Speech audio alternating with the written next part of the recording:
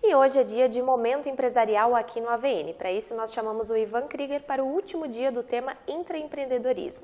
Ivan, a empresa mundial de auditoria pesquisou empresas e descobriu que apenas 20% dos funcionários, em média, são intraempreendedores, né? Como que você avalia isso? Boa tarde, Gabi. Boa tarde a você que nos assiste. É um dado que foi buscado, então ele não é inventado. Ou seja, de 10 funcionários, 2 só são intraempreendedores. Mas na minha avaliação, né, eu como consultor, eu acredito que 20 são. Não quer dizer que os outros 8 não podem ser, né? Então, quando a gente é empresário, líder e gestor, é importante eu detectar os 2 para eu treinar eles de uma maneira diferente, um pouco mais, no nível um pouco mais acentuado, mas eu não posso deixar de lado os outros 8. Então, muito empresário, muito gestor diz, esses não vão dar nada. Falei, primeiro, se não vai dar nada, como é que contratou? Se não vai dar nada, nem contrata, né?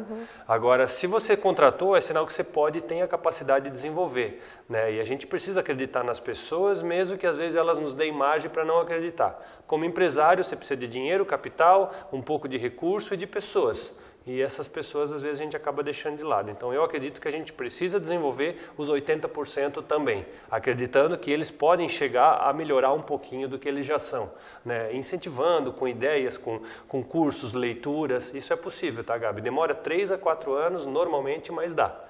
Né? Não vou prometer que em um mês a coisa revoluciona. E os empresários pensam muito em curto prazo, né? Ivan, tu ficou aqui um mês e não adiantou. Eu falei, claro, né? Um mês, como é que vai conseguir, né? Então, ter a paciência para esperar 2, 3 anos e colher a médio prazo o resultado, né? Certo.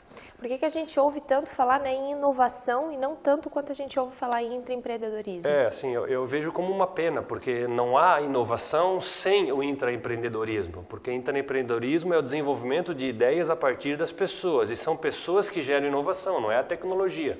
Aliás, a própria tecnologia é fruto de pessoas que são tecnólogos, né? Então, a gente acredita muito em tecnologia, mas esquece das pessoas. E o intraempreendedorismo é aquela ideia, um conceito, né, administrativo de que os funcionários que vão gerar as ideias, né? Então, a gente acaba valorizando a inovação, né, porque é um tema da moda. E nos últimos 5, 10 anos, a gente percebeu que precisa. Depois da pandemia, mais ainda, né, Gabi? Sim. A gente precisa ser inovador. Agora, a inovação vem de pessoas. E o intraempreendedorismo é um jeito de incentivar as pessoas a serem inovadoras. Certo. Então, nessa linha.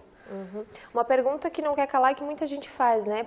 Como que as pessoas, as pequenas empresas podem começar a incluir o intraempreendedorismo na rotina? Vamos pegar aqui o exemplo de uma empresa qualquer, aí, um restaurante, uma pizzaria, uma empresa que tem 10 funcionários, por exemplo, né? É a cultura. Primeiro, aprender que é médio prazo. Então, eu não vou fazer agora para daqui a 3 meses eu colher o benefício.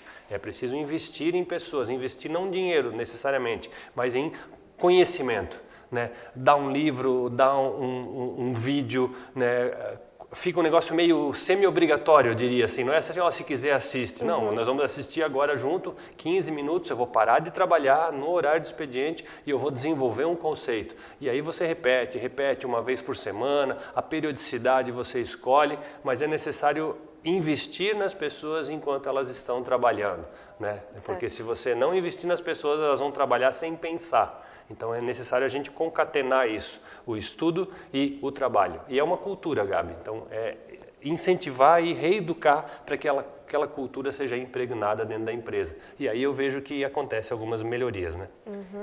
E tem uma empresa, inclusive, que é uma empresa de tintas, né? A Souvenir, que aplica o intraempreendedorismo. Eu gosto demais desse exemplo, porque a Souvenir, ela abre tanto, né? Ela tem um programa chamado Pensando Fora da Lata.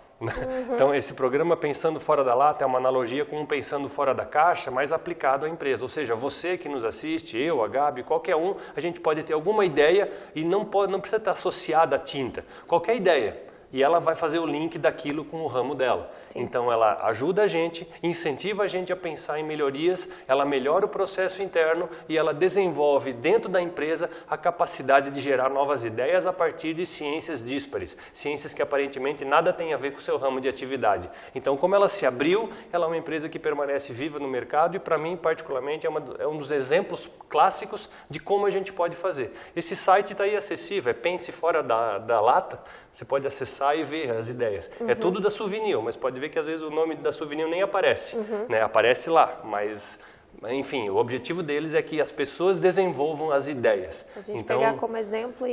E ela não está pensando só para ela, porque a pessoa pode dar uma ideia e usufruir isso lá para frente. Então, ela não está importando com quem vai se beneficiar.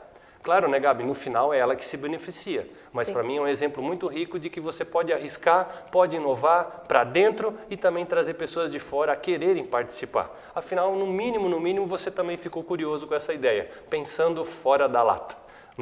Então é um tema bem interessante que às vezes as pessoas não conhecem, Gabi.